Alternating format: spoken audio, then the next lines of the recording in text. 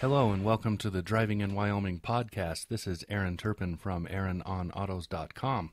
Today we're going to talk about the 2014 Infiniti Q60 Coupe. This is a powerfully fun sports car, and it gives more power and comfort than you would expect from a luxury sport coupe. It has 330 horses coming from its engine through its 7-speed transmission, and it has a great acceleration and a lot of highway comfort, which is surprising in a sport coupe. Base price for this car is about $40,400 in the rear-wheel drive version, which is called the Journey. The one that we drove, we estimated about $45,500, but the price tag on this car can jump all the way up to $61,000 and change, depending on the kind of package options you put into the car and whether or not you opt for that 6-speed manual transmission, which is offered in the 6MT model. The mid-level luxury coupe market is kind of tight.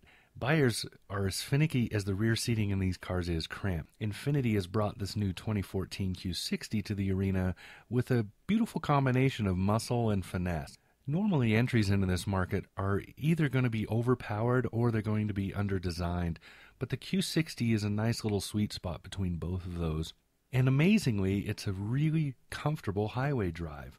In my test drive that I had this car for a week, I drove it all the way down to Denver and back and found it to be very comfortable for that, which in a sport coupe is highly unusual. The Infiniti Q60 replaces the G37 Coupe as Infiniti changes its lineup with new model naming, all of which have a Q and something. They do plan to keep the G37 on the market until 2015. This is kind of an unusual move, but Nissan has been doing this across their product line with several key products that sell very well. The engine underneath that hood is a 3.7-liter V6. Produces, like I said, 330 horsepower and 270 pound-feet of torque. That torque is in a pretty broad RPM range. That engine puts out a beautiful track roar when you press it, and that sound will really, really make you feel good. It's not so loud or grumbling that it makes you feel like you're in some sort of overly exotic supercar that you can't handle. It's a comfortable feeling of power, and it's very unique. You won't find that in a lot of vehicles today.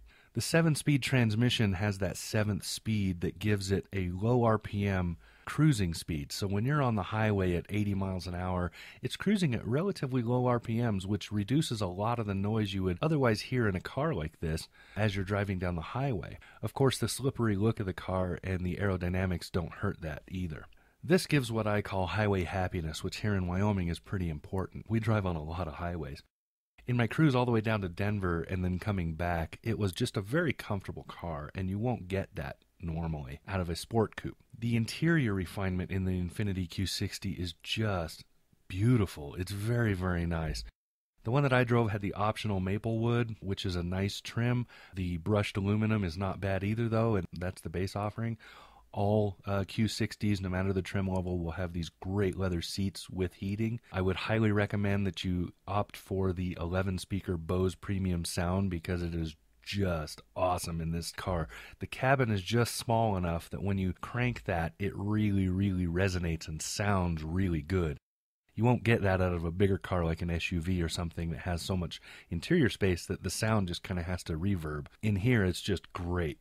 The Infiniti Q60 comes in 3 trims for the 2014 model year. This is the base level Journey, the all-wheel drive, and the 6MT. The Journey is a rear-wheel drive vehicle. The all-wheel drive obviously is all-wheel drive, and the 6MT is the Journey with a 6-speed transmission. You cannot get that transmission in all-wheel drive because of the way they have to set it up.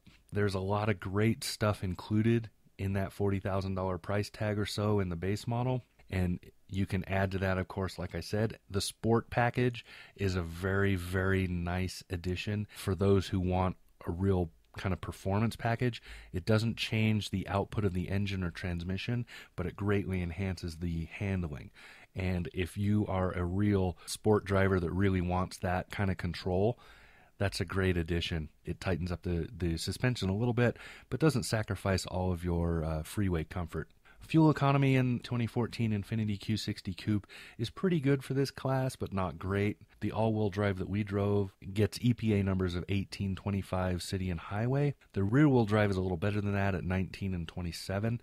whereas the manual transmission drops down to 1725. The 7-speed automatic transmission is extremely efficient, and it doesn't shift roughly, it shifts very, very smoothly, and it has speed matching. So when you downshift, it will speed match the RPMs, so you don't get that jerk when you downshift too quickly. I was able, on that trip to Denver and back, like I said, I was able to average 27 miles to the gallon. If you listen to last week's podcast, you'll know that I went down to Denver for the National Plug-in Day preview, and this was the car that I drove down there in.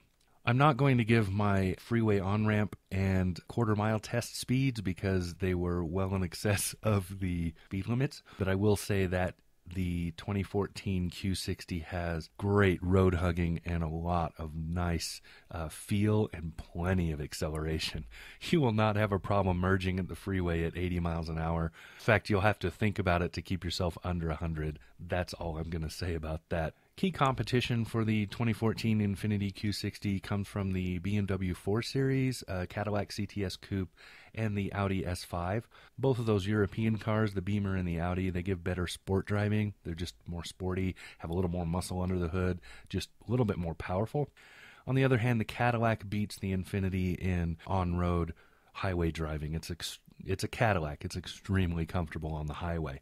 But none of them can match the Infiniti Q60 on all of those levels. So the Q60 is a nice kind of midpoint, especially in the sports package. Headroom in any of these cars is going to be limited. If you're 6'3" like I am, you're going to be brushing the roof as you drive, even with the seat at its lowest and most laid-back setting. But it's a sport coupe. That's what you expect in a sport coupe. That's nothing against it. So I would say that as a daily driver or weekend speedster for the average Wyoming guy who wants a real car, or the average commuter in Wyoming, a woman who wants a car that feels good and looks good and is very refined, this is a good choice. It's not going to be for everybody because it is expensive. I think that you'll see a lot more of these in parking lots at doctors' offices, lawyers' offices, and so forth. And you're going to start seeing that trickle down because the price point isn't so far out of reach that somebody who works for Union Pacific couldn't actually afford this car. It's a very, very good car if you can live with a coupe, if you don't need all that seating, you don't need the big trunk space, you don't need all of that, and you want a kind of a sports car, but you don't want to sacrifice the happy driving experience every day, that you take every day, then this is a great choice. So for the Driving in Wyoming podcast, this has been Aaron Turpin from AaronOnAutos.com. Talk to you again soon.